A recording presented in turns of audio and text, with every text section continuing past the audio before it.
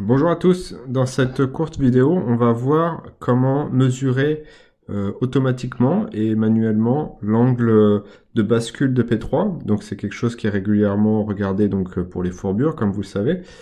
Si vous avez la chance d'avoir le logiciel Metron, il y a une possibilité de l'avoir en partie automatique.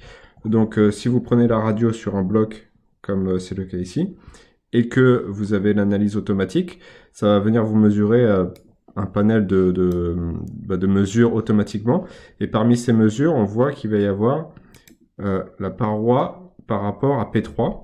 Donc en fait, ça va venir vous mesurer la distance entre la paroi et P3 en haut et également en bas.